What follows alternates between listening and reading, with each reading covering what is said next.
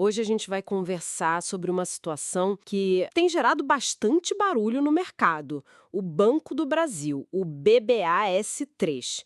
Com essas movimentações recentes, né, fica aquela dúvida: será que é uma oportunidade ou sei lá, uma cilada? Exatamente. E é fundamental, sabe, tentar separar o ruído do dia a dia da análise mais fundamentalista mesmo.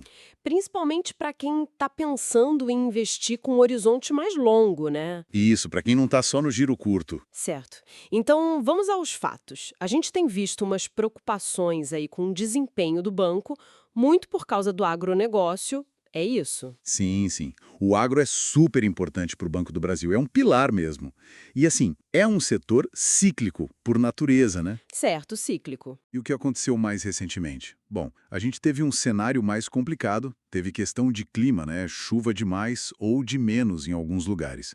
Isso se juntou com o preço de algumas commodities agrícolas um pouco mais para baixo e os custos de insumos ainda meio altos. Entendi. Uma combinação meio ruim, então. Exato.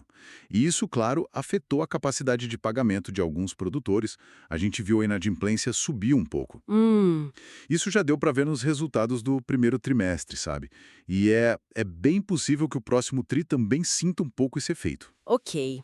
Mas aí vem a pergunta para o investidor, né? Será que essa dificuldade toda no agro, o mercado já colocou no preço da ação? Ou será que o pessoal está exagerando um pouco na cautela? Essa é a pergunta de R$ 1 milhão, né? Muitas vezes o mercado antecipa mesmo. E quando a gente vai olhar os números, tipo a avaliação do banco, a coisa fica interessante. Olha só, segundo informações recentes, o patrimônio líquido do BB está ali na casa dos R$ 180 bilhões. 180 bilhões de patrimônio? E quanto o mercado está pagando por ele hoje? Então, o valor de mercado tem ficado mais ou menos em torno de 120 bilhões. Ah, bem menos. Bem menos. E isso leva a gente para aquele indicador, o preço sobre valor patrimonial, o famoso PVP. Certo. Nesse caso, ele está girando em torno de 0,7. 0,7, quer dizer, o mercado está avaliando o banco em só 70% do valor que ele tem nos livros. Basicamente isso. Nossa, parece baixo. Isso é comum para um banco desse tamanho ou reflete justamente essas preocupações? Olha, sugere sim um desconto relevante. Pode ser por causa do agro, como a gente falou, e talvez também por aquele pé atrás que o mercado às vezes tem com empresa estatal, né? Faz sentido, pode ter um componente disso. A questão agora é, esse desconto se justifica se a gente olhar o potencial de lucro do banco? Boa. E como a gente pode estimar esse potencial? Que métrica a gente usa para isso? O ROI? Isso, o ROI, o retorno sobre o patrimônio líquido, é uma boa medida. O histórico do BB mostra ROIs bem diferentes, né? Já bateu quase 20% em fase boa, mas também já caiu para menos de 10% em crise. Se a gente for assim um pouco conservador, mas razoável, e usar uma média de 15% de ROI ao longo de um ciclo, dá para fazer uma conta. Tá, 15% de ROI sobre aquele patrimônio de 180 bi. Quanto isso daria de lucro por ano, mais ou menos? Fazendo a conta aqui, daria um lucro líquido anual médio de uns R$ 27 bilhões. 27 bilhões por ano? É. E aí, se a gente compara esse lucro projetado com o valor de mercado atual, os 120 bilhões? Chega no PL, né? O preço sobre lucro, Exatamente. O PL ficaria em torno de 4,4 vezes. 4,4. É, mesmo para banco isso soa bem baixo, né? Geralmente PL baixo indica que a ação pode estar barata.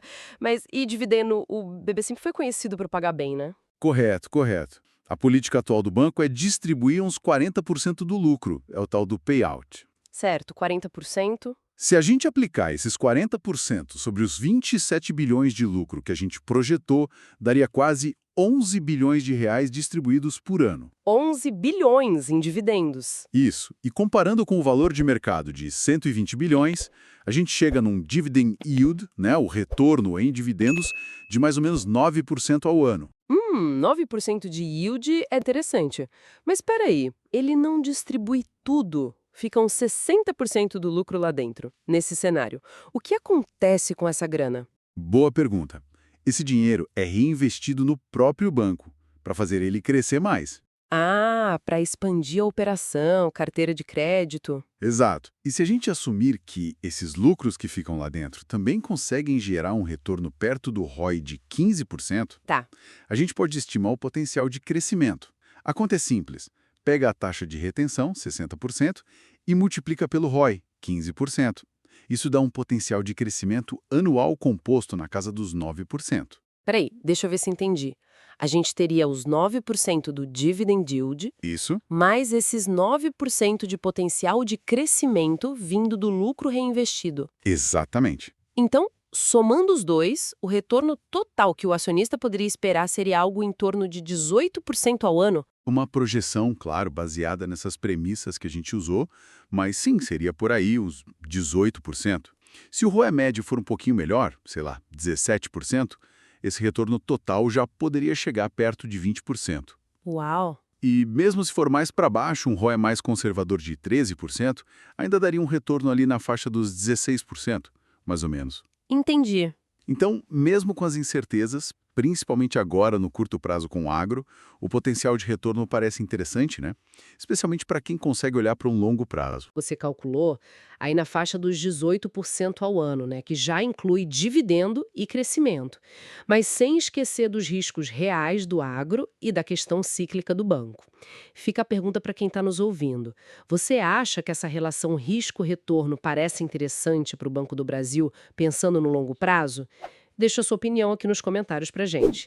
E se ficou alguma dúvida sobre esses indicadores, PVP, ROI, PL, Dividend Yield, pode perguntar também que a gente tenta ajudar. Essa análise toda acaba reforçando um ponto importante quando a gente avalia a empresa assim, né? Cíclica ou com participação do governo. É crucial ter clareza das premissas que você está usando, entender o quão sensível o resultado é a essas premissas e, principalmente, alinhar o seu tempo de investimento. Às vezes, a volatilidade do curto prazo é só barulho para quem foca longe, mas ela pode ser um risco real se os fundamentos mudarem de verdade. Excelente ponto para a gente pensar. Uma ótima reflexão para fechar aqui. Não esqueça de curtir e se inscrever para acompanhar mais conteúdos como esse. E lembre-se, esse estudo não constitui nenhum serviço de análise ou recomendação. Este é um mercado de renda variável, bolsa de valores, onde o risco é inerente. Toda e qualquer decisão é de cada investidor. Um abraço e até a próxima.